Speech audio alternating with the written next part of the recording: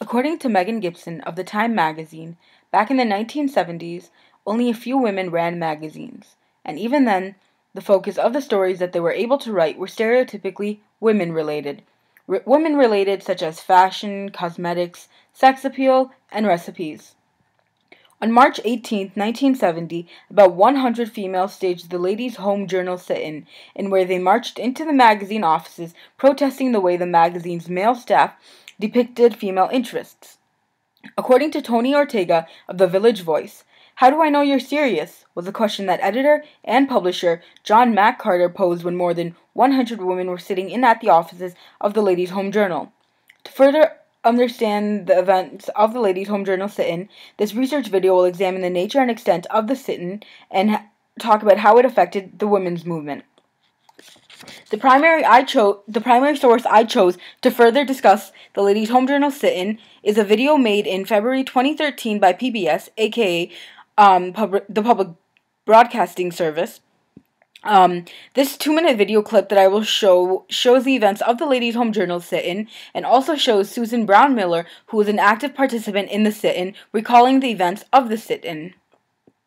The purpose of this video is to show firsthand the events of the sit-in and show how the women who were participating in this step to freedom, to women's equality, were actually feeling, and how the magazine reacted to the sit-in, and how the idea of the sit-in actually came about. Let's take a look.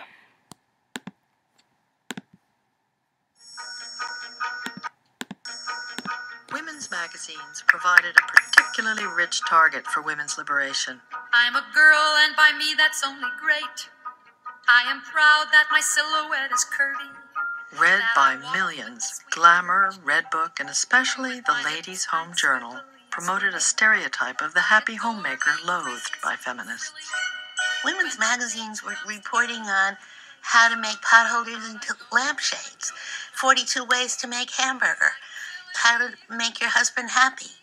I had suggested it would be a really interesting idea to have a sit-in at one of these big, slick women's magazines that was run by a man. And then someone in the group said, "How about the Ladies' Home Journal?"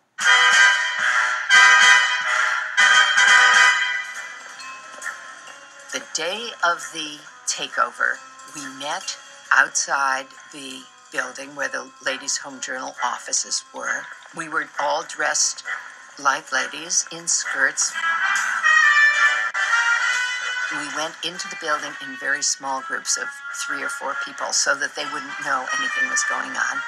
Eventually got inside the office of the editor-in-chief and said that we weren't going to leave until he gave us the opportunity to have a whole issue. What are you going to do about them? Are you going to negotiate with these girls? I'm good. The editor of the Ladies' Home Journal was a soft-spoken Southerner named John Mac Carter. He's a tiny man, and he was sitting at this big desk with the little woman who was his assistant helping him, trying to talk to us. Women's liberation is very weak, guys. Well, what do you think of the demand? We demand that the magazine cease to further the exploitation of women by publishing ads from companies that exploit women in terms of salary and job discrimination. How do you determine that? It's an advertisement for Jell-O pudding tarts. And it shows that even a dumb woman who doesn't know what an assistant vice president does can make Jell-O pudding tarts. The emotions were high. Our sit-in lasted 11 hours before we came to a compromise. We were prepared to stay all night. Exhausted, Carter finally agreed to give the occupiers 8 pages in an upcoming issue to write whatever they wanted.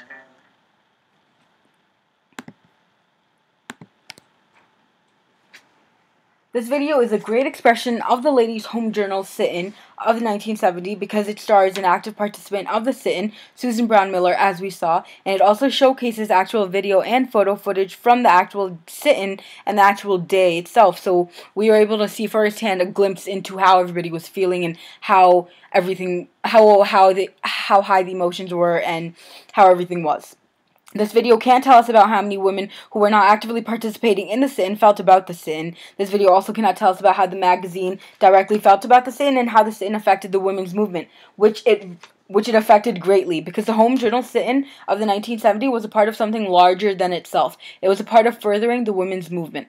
According to Estelle Friedman in her book, No Turning Back, The History of Feminism and the Future of Women, she stated, early in the women's liberation movement, activists took a rough approach to their protests.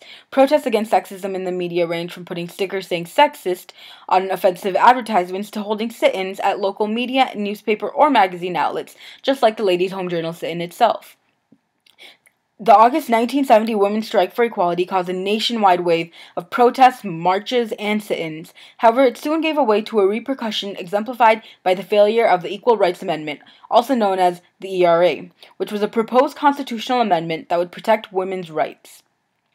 According to Alice Kessler Harris in her book, Out to Work, The History of Wage-Earning Women in the United States, it was stated that by the end of the 1970s, activists burned out and the women's movement broke apart, but the services that they had founded, such as rape crisis centers, women's shelters, and health clinics, became a part of the ordinary as cities, universities, and religious organizations provided program funding for these services to continue. Today, just as 40 years ago, women still strive for increased equality. As Betty Friedan wrote, what used to be the feminist agenda is now an everyday reality. The way women look at themselves, the way other people look at women, is completely different than it was 30 years ago. Our daughters grow up with the same possibilities as our sons.